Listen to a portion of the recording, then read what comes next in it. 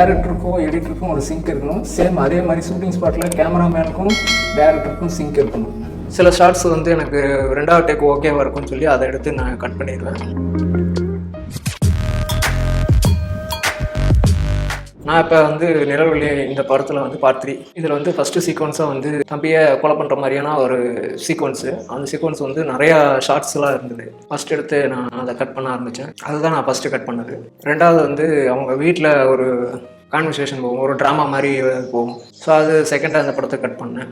இந்த படத்துடைய லென்த் பார்த்தீங்கன்னா ஃபஸ்ட்டு ஷூட்டிங் ஃபுட்டேஜ் ஃபுல் ரா ஃபுட்டேஜ் வந்து பார்த்தீங்க அப்படின்னா 9 hours 30 minutes இருக்கும். ஸோ அதை வந்து நான் ஃபுல்லாகவே எல்லாமே இம்போர்ட் பண்ணிவிட்டு 1 by 1 நான் பார்த்துருவேன், எல்லா ஷார்ட்டும் பார்த்துருவேன். சில ஷார்ட்ஸ் வந்து எனக்கு 2வது டேக் ஓகேவாக இருக்கும்னு சொல்லி அதை எடுத்து நான் கட் பண்ணிடுவேன்.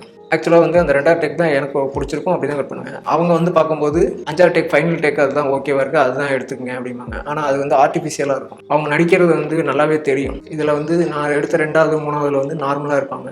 இதில் வந்து ரொம்ப ஆர்டிஃபிஷியலாக அவங்க சொன்ன மாதிரி பண்ணுறேன்னு சொல்லிட்டு அதே மாதிரியே இமிடேட் பண்ணியிருப்பாங்க. அந்த மாதிரி விஷயம்லாம் சில விஷயம் இருக்குது அந்த டேக்கில். ஸோ அதனால் வந்து டேக் வந்து எல்லா டேக்கும் பார்க்கலாம். நெகட்டிவாக வந்து ஒரு விஷயம் எனக்கு தோணும், இந்த ஃபுல் படத்துலையும் இன்னும் வேற ஒரு எடிட்டர் பண்ணியிருந்தால் அது எப்படி இருக்கும் அப்படின்னு சொல்லி எனக்கு எப்பயுமே அது ஒன்று தோணும். பேரலாக வந்து என்கிட்ட சொல்கிற சேம் அதே மாதிரியே ஸ்டோரி இன்னொருத்தையும் சேம் அதே மாதிரி சொல்லணும், அதே மாதிரி அவர்கிட்டையும் ஃபுட்டேஜ் போகணும், அவரும் எடிட் பண்ணணும், நானும் எடிட் பண்ணணும். சரி, 2 பேர் வந்து எப்படி எந்த ஷார்ட்டை எவ்வளோ லென்த் பண்ணுறோம் அல்லது எப்படி பண்ணுறோம் அப்படிங்கிறத வந்து எனக்கு அதை தெரிஞ்சுக்கணும்னு சொல்லி ரொம்ப ஆர்வமாக இருப்பேன்.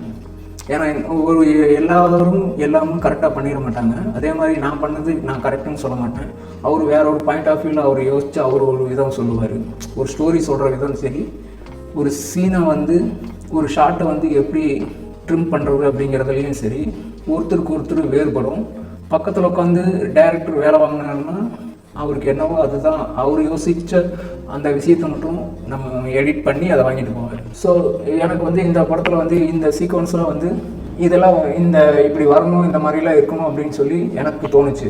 ஸோ அது நான் பண்ணிட்டேன். அதுக்கப்புறம் வந்து டேரக்டர் பார்க்கும்போது இதுதான் விஷயம் அப்படிங்கிறது அதுக்கப்புறம் சொன்னாப்புல. அதாவது ஒரு டேரக்டருக்கும் எடிட்டருக்கும் ஒரு சிங்க் இருக்கணும். சேம் அதே மாதிரி ஷூட்டிங் ஸ்பாட்டில் கேமராமேனுக்கும் டேரக்டருக்கும் சிங்க் இருக்கணும். ஸோ அப்படி இல்லை அப்படின்னா அந்த இது சரி வராது.